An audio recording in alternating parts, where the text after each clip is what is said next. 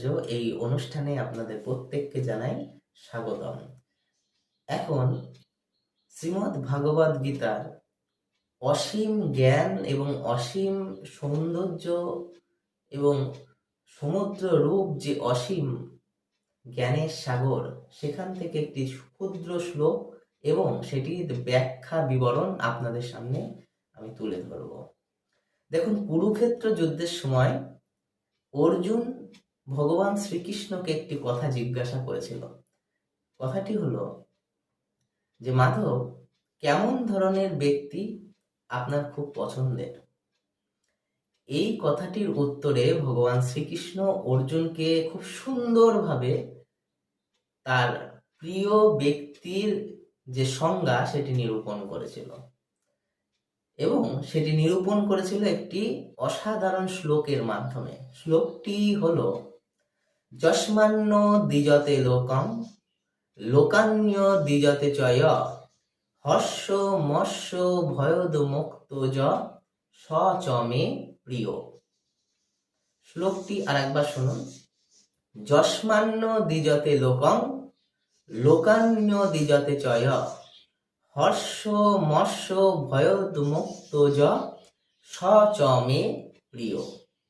শ্লোকটির যে অর্থ সেটি হলো, যস্মান্য দ্বিজতে লোকং, অর্থাৎ এমন একজন ব্যক্তি যে ব্যক্তির দ্বারা অন্য লোকে কষ্ট পাবে না, অর্থাৎ এমন একজন ব্যক্তি যে ব্যক্তির কথাবার্তা, তার চালচলন, তার চিন্তা ভাবনা বা তার যে ব্যক্তি সত্তা, সেটির মাধ্যমে অন্য মানুষেরা আঘাত পাবে না, কষ্ট পাবে না। অর্থাৎ সে এমনভাবে চলবে যে তার দ্বারা যেন সামনের ব্যক্তি কোনোভাবে কষ্ট বা দুঃখ না পায়। এর দ্বিতীয় ভাগটি হলো, লোকান্য দ্বিজতে চয়।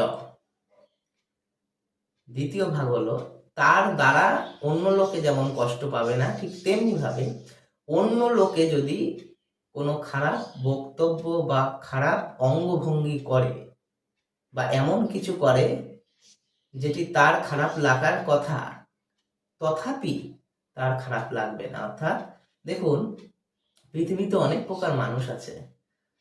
তারা কিন্তু কেউ পোলাইটলি বেঁচে থাকে, কেউ অত্যন্ত রুড।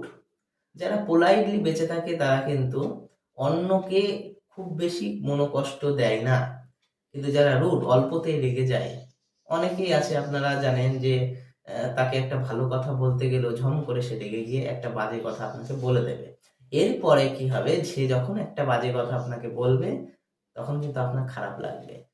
শ্রীকৃষ্ণ বলেছেন যে না, যদি অন্য কেউ আপনাকে এমন কোনো কথা বলে বা অপমানজনক কথা বলে, যদি সেই অপমানিত হওয়ার যোগ্য আপনি না হয়ে থাকেন, তাহলে সেই অপমানে আপনি দুঃখ পাবেন না। তাই বলেছে লোকান্য দ্বিজতে চয়, অর্থাৎ লোকের দ্বারা অপমানিত হলেও সে দুঃখ পাবে না। তার সাথে বলেছে কি, হর্ষ মৎস্য ভয়দ মুক্ত য সচমে প্রিয়। অর্থাৎ হর্ষ মিন্স আনন্দ। সে যদি কোনো সময় আনন্দ পায়, সে যেন আনন্দে আত্মহারা না হয়ে যায়। অনেকে আমরা আছি যে কোনো বিষয়ে যদি আমরা আনন্দিত হই তাহলে সে আনন্দে গদগদ হয়ে যায়, এতটা পরিমাণে এক্সাইটেড হয়ে যায় যে হিত বিহিত কোনো কিছু ঠিক থাকে না। সেক্ষেত্রে বলেছে যে আমরা যেন আনন্দ সময় অতিরিক্ত বিচলিত না হয়ে যায়। তার সাথে বলেছে ভয়দ মুক্ত চ, সে যেন ভয়তেও কাতর না হয়ে যায়। অর্থাৎ আনন্দের সময় যেন আনন্দে আত্মহারা হয়ে এমন কিছু স্টেপ না করে থাকি যাতে আমার শেষের দিকে প্রবলেম হয়। এবং তার সাথে বলেছে ভয়ে যেন কাতর না হয়ে যায়। কোনো সমস্যা আসলো, সেই সমস্যাটাকে ফেস করতে হবে, অর্থাৎ সেই সমস্যাটাকে ফেস করে সেই সমস্যার ভয়টাকে দূরে সরিয়ে দিতে হবে। এই রকম ব্যক্তি আমার প্রিয়, সচমে প্রিয়। অর্থাৎ এই শ্লোকটির মাধ্যমে ভগবান শ্রীকৃষ্ণ অর্জুনকে তার যে সখা হওয়ার যে প্রকৃত যোগ্য মাপকাঠি সেটা নির্ণয় করে দিয়েছিল। অর্থাৎ যার দ্বারা অন্য লোকে আঘাত পাবে না, বা অন্য লোকে আঘাত করলেও সে নিজে দুঃখ পাবে না, আনন্দে আত্মহারা হবে না, দুঃখে কাতর হবে না, এই রকম ব্যক্তি হচ্ছে আমার প্রিয়। আমার মানে ভগবান শ্রীকৃষ্ণের প্রিয়।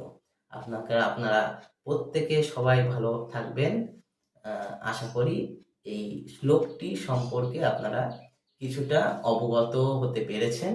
এই শ্লোকটি শ্রীমদ্ ভগবদ গীতার অধ্যায় নাম্বার 12 আর শ্লোক নাম্বার 15, অর্থাৎ 12 নাম্বার অধ্যায়ের 15 নাম্বার শ্লোকে এই শ্লোকটি সম্পর্কে আলোচনা করা আছে।